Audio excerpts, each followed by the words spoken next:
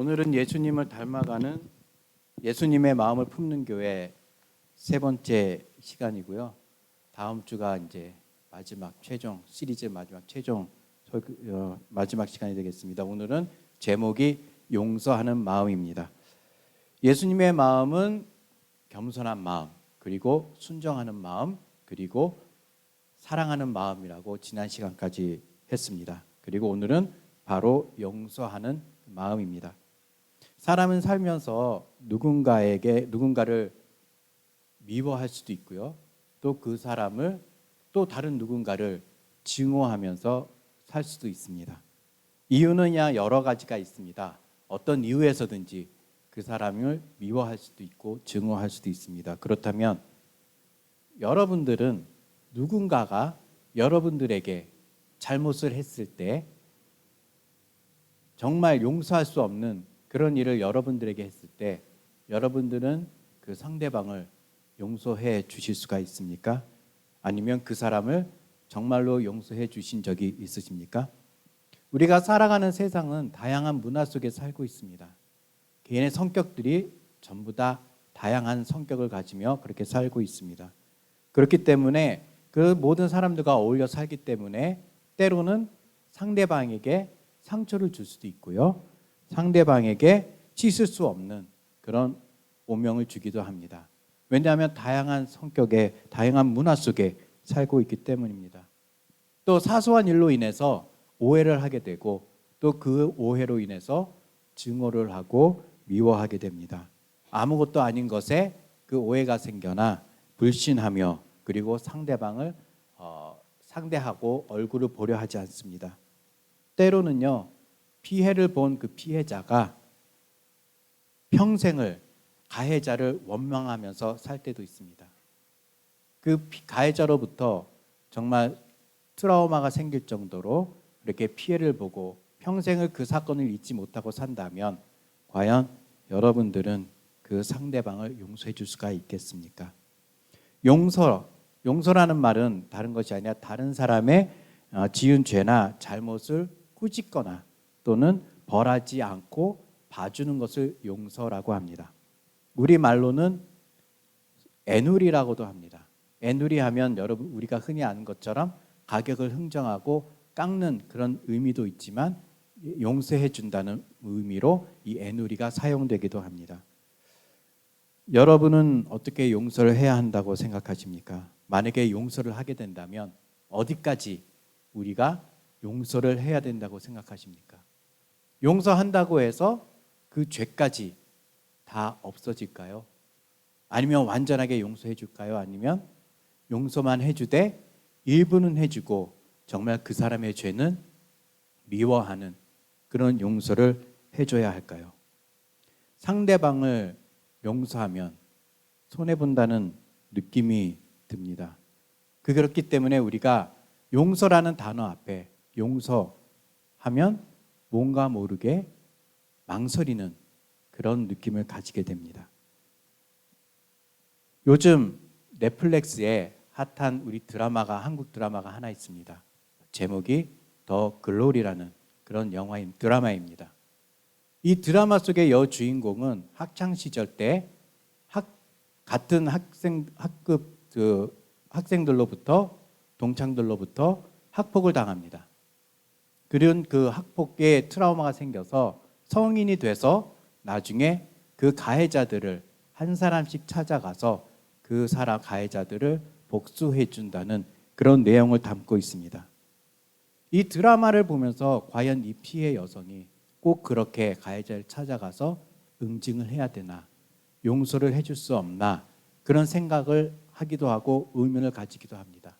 그런데 만약에 여러분들이요 이 드라마 속의 주인공처럼 그런 피해를 입었다면 평생에 잊지 못할 트라우마를 갖고 산다면 그 가해자를 진정으로 용서해 줄 수 있겠습니까? 이 드라마 속에서 나오는 그 피해자는 학폭을 당하는데 우리가 흔히 얘기하는 빵 셔틀이나 가스라이팅이나 아니면 왕따 그 정도의 수준이 아니라 어떻게 보면 조선시대 또는 일제시대 때 그렇게 고문을 당했던 것처럼 그런 끔찍한 그런 학폭을 당했단 말입니다. 그런데 정말 이런 일이 있을까 했는데 이 드라마가 방영되면서부터요, 한국뿐만 아니라 세계 여러 곳에서 이와 똑같은 일을 당한 학생들도 있고 사관 생도들도 있었습니다. 그런 피해를 입었는데 과연 그런 피해자나 또는 그 피해자 식구들이 과연 이 가해자를 진정으로 용서해 줄 수 있겠냐는 것입니다. 우리는 설교 시간에 목사님으로부터 또 성경 말씀을 통해서 용서라는 말을 많이 듣습니다. 용서해 주어야 된다고 말을 듣습니다. 어디까지 용서가 가능할까? 그 아픔을 잊고 그 아픔, 그 트라우마가 있는데도 불구하고 용서를 해줘야 하냐? 그런 딜레마에 우리는 빠지기도 합니다. 그렇지만 예수님은 우리들에게 뭐라고 말씀하십니까? 그럼에도 용서하라고 하십니다. 도대체 우리는 용서할 수가 없습니다. 그런 트라우마를 갖고 있는데, 그 아픔을 갖고 있는데, 상처를 갖고 있는데 어떻게 내가 용서를 할 수 있나? 그런 마음이 있는데도 불구한데 예수님은 70번씩, 7번씩, 70번이라도 그 사람을 용서라고 합니다. 여러분 이 말을 이해하시겠습니까? 7번, 70번이면요 무한대를 얘기합니다. 그냥 용서해 주라는 겁니다. 오늘 본문 말씀의 사도 바울도 용서해 주라고 말합니다. 그렇다면 우리는 정말 이렇게 정말 힘든 용서를 왜 해야 하겠습니까? 우리가 힘들어도 용서를 해야 하는 이유가 있습니다. 그 이유는 하나님이 우리를 용서해 주셨기 때문입니다. 13절 하반부에 보면 주께서 너희를 용서하신 것 같이 너희도 그리하고라고 사도 바울은 말씀하고 있습니다. 하나님의 용서는요, 우리 인간이 상대방을 용서해 주는 그런 차원의 용서와는 전혀 다른 것입니다. 하나님의 용서는 완벽한 용서라는 겁니다. 사람은 용서해도 그 내 마음속에는, 내 가슴 한구석에는 그 사람에 대한 앙금이 남아 있습니다. 상대방을 용서해 주되 그 사람이 갖고 있는 그 죄에 대한 그런 앙금이 아직도 내 마음속에 있다라는 얘기입니다. 언젠가는 내가 지금 너를 용서해 주겠지만 언젠간 너는 그걸로 인해서 벌을 받을 거야 라는 내 마음속이 남아있기 때문에 완벽한 용서가 될 수는 없는 것입니다. 겉으로는 우리가 용서하지만 실제로는 내 한구석에는 그 사람에 대한 복수가 남아있다는 겁니다. 하지만 하나님은 그런 용서가 아니라는 겁니다. 피조물인 우리가 창조주 하나님을 비웃습니다. 손가락질합니다. 모욕을 합니다. 때로는 입에 담을 수 없는 그런 말을 하기도 하고요. 하나님 앞에 죄를 범하고 악행을 저지르고 가증한 일을 서슴지 않고 하고 있습니다. 하나님의 지키라고 하신 그 율법을 지키지도 않고 계명을 준수하지도 않고 규범을 어기면서까지도 우리는 그렇게 죄를 짓고 삽니다. 그런데 하나님은 우리를 용서해 주셨다는 겁니다. 완벽하게 어떻게 해요? 예수님 친히 육신이 되어 이 땅에 오셔서 우리를 위해, 우리의 죄를 용서하시기 위해 십자가를 지시고 십자가에서 돌아가신 겁니다. 예수님이 십자가에서 돌아가셨을 때 그 자기를 십자가에 못 박은 자들을 위해서 어떻게 하셨습니까? 하나님 아버지한테 긍휼의 아버지, 긍휼의 하나님, 자비의 하나님, 저들이 지금 자기들이 무슨 죄를 저지르고 있는지 알지 못합니다. 저들의 죄를 용서해 주십시오라고 그들을 용서하는 마음으로 하나님 아버지께 간구했습니다. 어떻게 자기 자신을, 그 배반한 사람을 그렇게 용서해 줄 수 있을까? 자기를 채찍질하고 십자가에 못 박히도록 그렇게 한 사람들을 어떻게 용서해 줄 수 있냐는 거죠. 그것이 하나님의 용서입니다. 완벽하고 완전한 이 하나님의 용서는 화해의 용서입니다. 예수님을 통해서 하나님은 우리와 화해를 하셨고 화목하게 하셨습니다. 이것은 하나님의 불붙는 그런 사랑입니다. 호세아 11장 8절에요. 에브라임이여 내가 어찌 너를 놓겠느냐, 이스라엘이여 내가 어찌 너를 버리겠느냐, 내가 어찌 너를 아드마같이 놓겠느냐, 어찌 너를 스보임같이 두겠느냐. 내 마음이 내 속에서 돌이켜 나의 긍휼이 온전히 불붙듯 하도다. 하나님의 불붙는 사랑, 불같은 사랑이 바로 이것입니다. 하나님의 불같은 사랑이 있기 때문에 우리가 하나님 앞에 죄를 지고 우리가 하나님을 멀리 떠나고 우리가 하나님에서 돌아서도 하나님은 그 사랑으로 우리의 모든 죄를 용서해 주신다는 겁니다. 용서는 사랑이 동반돼야 돼요. 사랑이 없이는 용서가 될 수 없고 사랑이 없이는 완전한 용서가 될 수 없다는 겁니다. 여러분 배너라는 영화 보셨을 겁니다. 오래전에 상영됐고 몇 년 전까지는 다시 리메이크돼서 상영되었습니다. 이 배너에 나오는 주인공은 친구 메살라의 모함으로 인해서 자신의 모든 재산을 잃어버리고 가족과 흩어지고 그리고 자신은 로마의 노예로 팔려갑니다. 이 노예 상선에서 해적을 만나는데요. 우연치 않게 그 제독을 구해주게 됩니다. 생명을 구해주죠. 그 인연으로 주인공은 이 제독의 양아들로 들어가게 됩니다. 그리고 로마의 승승장구를 합니다. 그리고 마지막 씬에 보게 되면 아시는 것처럼 전차 경주를 하게 됩니다. 그곳에서 친구 메살라를 통쾌하게 복수하고 그 친구는 그 경기에서 비참한 죽음을 맞이합니다. 그리고 자신이 그렇게 찾고 싶고 보고 싶었던 어머니와 가족을 찾아갑니다. 찾아갔는데 어떻게 돼요? 문둥병에 걸려 어느 굴에서 지내게 됩니다. 그것을 본 이 배너는 다시 로마에 대한 복수심에 불끄럽습니다. 그리고 복수하겠다는 마음을 가지고 나오는데 그곳에서 그는 한 사람을 만나게 됩니다. 바로 예수 그리스도를 만납니다.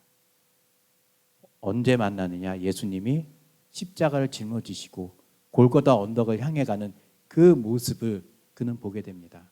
수많은 군중들이 예수님을 조롱합니다. 로마 병정들은 채찍을 들고 예수님이 쓰러지면 때립니다. 그런데 예수님은 저항하지도 않고 저주하지도 않고 아무 말도 없이 그들을 용서해 주는 걸 봅니다. 십자가에 못 박히고 돌아가실 때까지도 예수님은 그들을 용서해 주는 그것을 이 배너가 보게 됩니다. 그리고 자기 마음에 들었던 그 들끓는 복수심을 그는 버리게 되고 용서를 하게 됩니다. 예수님을 통해서 진정한 용서가 무엇인지를 이 사람은 깨닫게 됐습니다. 그렇습니다. 우리가 예수님을 닮아가려면, 우리가 예수님의 진정한 되기를 원한다면 우리 역시 상대방을 향한 진정한 용서가 필요하다는 겁니다. 우리가 용서를 하기 위해서 우리가 해야 할 법칙이 하나 있습니다. 그것은 서로 용서해 주어야 한다는 겁니다. 13절입니다. 누가 누구에게 서로 불만이 있거든 서로 용납하여 피차 용서하되 주께서 너희를 용서하신 것 같이 너희도 그리하고라고 말하고 있습니다. 이 말 현대인의 성경을 보게 되면은요, 서로 참으며 언짢은 일이 있다 하더라도 주님께서 여러분을 용서하신 것 같이 서로 용서하십시오라고 기록하고 있습니다. 서로 언짢은 일이 있어도 불편한 일이 있어도 서로 용서해 주라는 겁니다. 서로 용서하는 것은 우리 신자들의 의무이기도 합니다. 비록 우리가 예수님을 믿는다고 하지만 때로는 우리가 서로 잘못할 때도 있습니다. 한쪽만 잘못하는 게 아니라 양쪽 모두 다 서로의 감정으로 인해서 마음을 상하게 할 때가 있습니다. 서로 언짢은 일이 있을 수 있습니다. 그렇다고 언제까지 서로 얼굴을 붉히면서 상대방을 그렇게 쳐다보고 회피할 수는 없는 일입니다.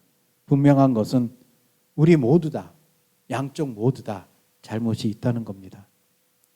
이것은 단지 교회에서뿐만 아니라 밖에 나가서 우리 사회생활에서도 세상 속에서도 똑같은 일은 벌어지고 있습니다. 세상은요, 그런 일이 있으면 너 나 얼굴 안 보면 돼. 그냥 우리 헤어지면 돼. 하면서 상대방을 피하면 돼요. 안 보면 돼요. 연락도 끊고 살면 됩니다. 그러나 언제까지 그렇게 할 수 있겠습니까? 어느 순간에 우연하게라도 그 사람과 마주칠 때가 있습니다. 그러면 어떻게 하겠습니까? 얼굴 붉히면서 여전히 상대방을 증오하며 미워하며 그렇게 사시겠습니까? 서로에게 상처 주고 서로에 대한 불신과 앙금만 남아있으면 그 사람과 화해를 하고 싶어도요, 그 사람하고 다시 친해지고 싶어도 도저히 친해질 수가 없다는 겁니다. 용서할 수 없게 되고 또 진정한 화해를 할 수가 없게 됩니다. 어려서 우리가 학교에 다닐 때 친구들과 싸웁니다. 그러면 학교 선생님들이 불러내갖고 둘을 서로 얼굴을 마주보게 하죠. 그런 다음에 억지로 화해시키고 악수하고 서로 잘못했다고 얘기하고 서로 용서해 주라면서 서로 허그하게 해줍니다. 억지로라도 하게 해요. 안 그러면 돌아서면 그들은 친구로 다시 맺어질 수 없기 때문입니다.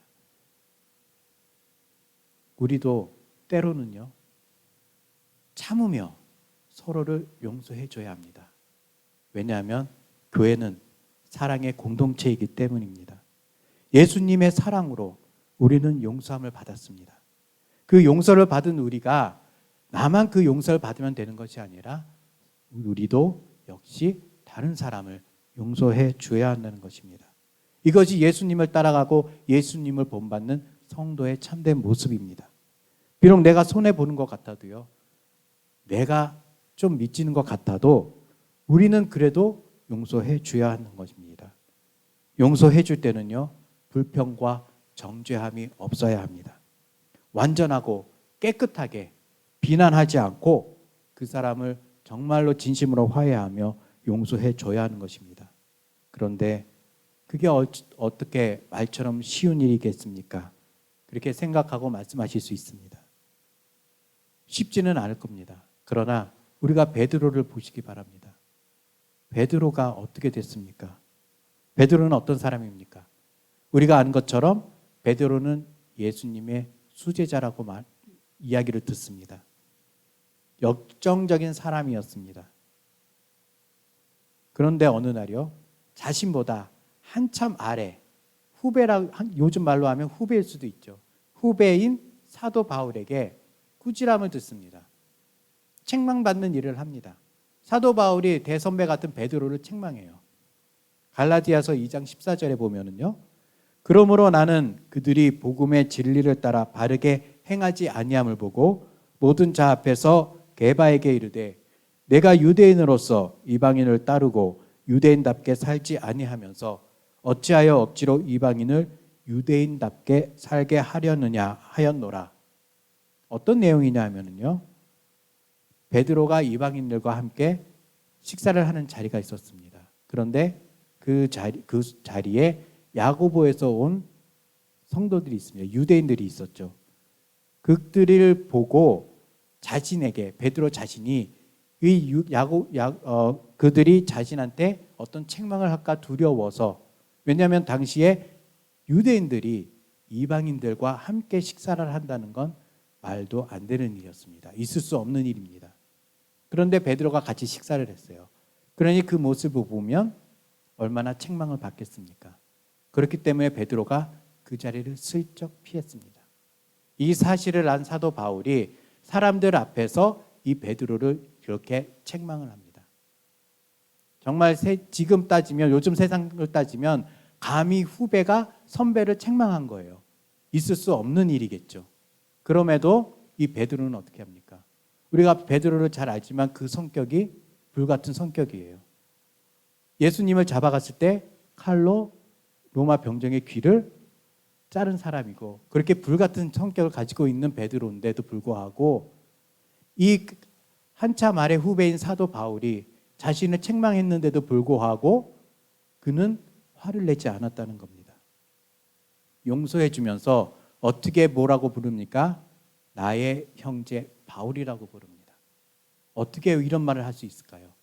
그것은 자기 자신이 예수님으로부터 용서함을 받았기 때문입니다. 누가복음 22장 61절에서 62절입니다. 주께서 돌이켜 베드로를 보시니 베드로가 주의 말씀 곧 오늘 달기 울기 전에 내가 3번 나를 부인하리라 하심이 생각나서 밖에 나가서 심히 통곡하니라고 성경은 말씀하고 있습니다. 용서는요, 용서 받은 사람만이 할 수가 있는 것입니다.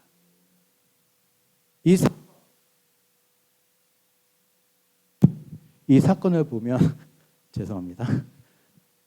베드로가 예수님을 부인하는 사건이었습니다. 그런데 닭이 딱 3번 울 때 어떻게 했습니까?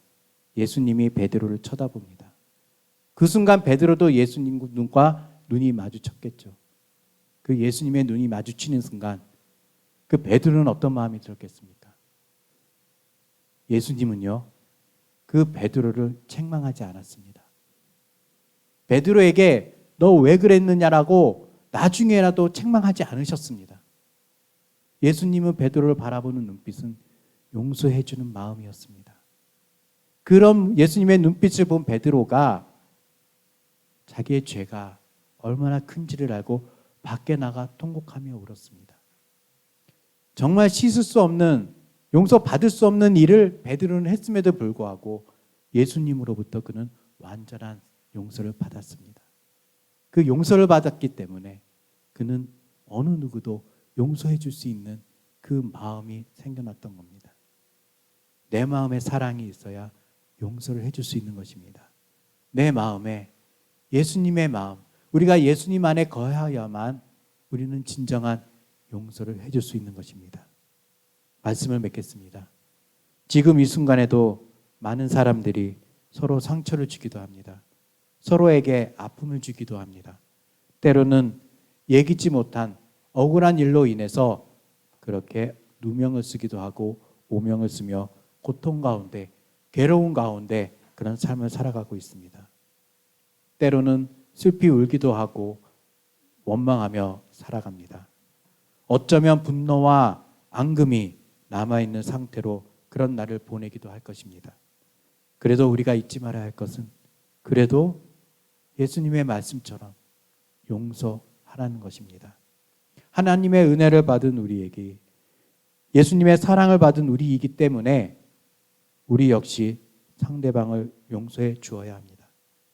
용서하지 못한다면, 상대방에게 악한 감정이 남아있다면 우리 기도하시기 바랍니다.